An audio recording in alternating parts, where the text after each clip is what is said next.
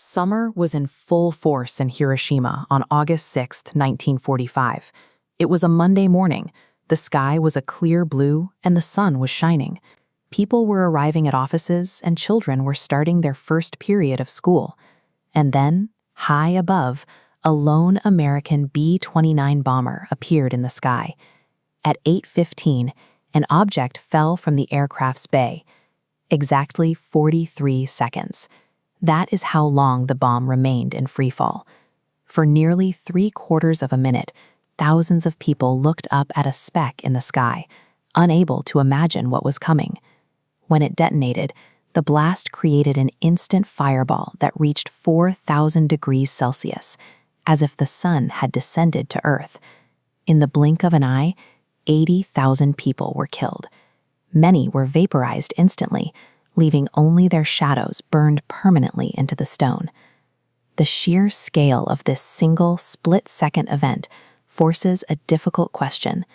What geopolitical dilemma could drive a nation to authorize this kind of destruction?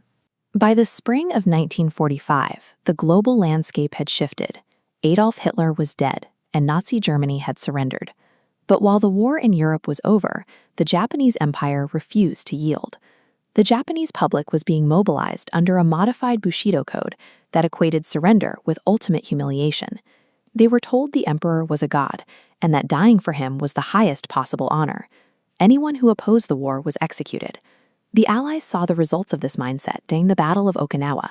Japanese soldiers fought to the last man, and the military deployed kamikaze pilots who crashed their planes directly into American warships. Even children were being trained to carry explosives under enemy tanks. Despite a naval blockade that caused mass starvation and unemployment, the civilian population showed no signs of revolting against the emperor. To force an immediate end to the war, planners turned to Operation Downfall, the ground invasion of Japan. This chart visualizes the gruesome math they faced, a 10-year campaign resulting in up to 1 million American deaths. In April, President Franklin D. Roosevelt passed away, leaving the responsibility for this calculation to the new president, Harry Truman.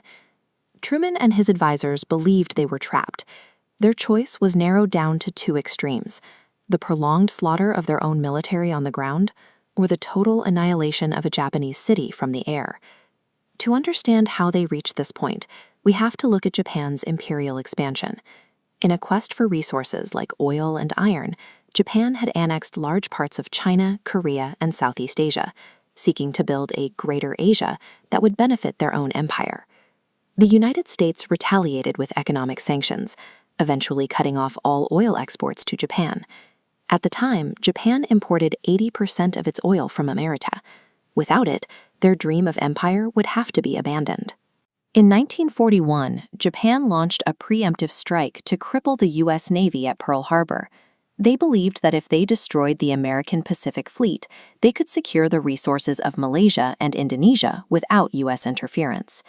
The strike forced the United States to abandon its long-standing policy of non-interference. Within days, both powers were locked in a total war. A regional dispute over oil and territory had triggered an unyielding cycle of escalation. By 1945, neither empire felt it could afford to back down.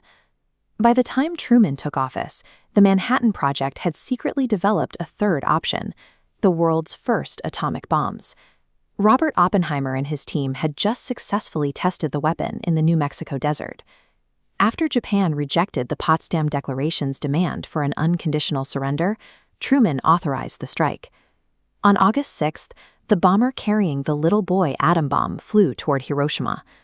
Between the bombings of Hiroshima and Nagasaki 3 days later, roughly 200,000 people were killed. Most were civilians. Those who survived the heat and the blast soon faced a new invisible threat: radiation sickness. While nuclear fire fell from the sky, a second geopolitical crisis emerged to the west. The Soviet Union launched a sudden, massive invasion of Japanese-held Manchuria, overrunning the region in a matter of days. Japan was facing atomic destruction from the air and a Soviet invasion on the ground. The Supreme Council deadlocked until Emperor Hirohito personally broke the tie and agreed to surrender. On September 2nd, the document was formally signed. The collapse of the empire was likely driven by this fatal convergence. It took the combination of nuclear devastation and the reality of a hopeless two-front war to finally bring the conflict to an end.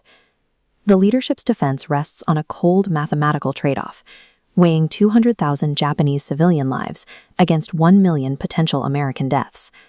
But historians argue other options existed, like demonstrating the weapon's power on an unpopulated island first to force a surrender without civilian casualties.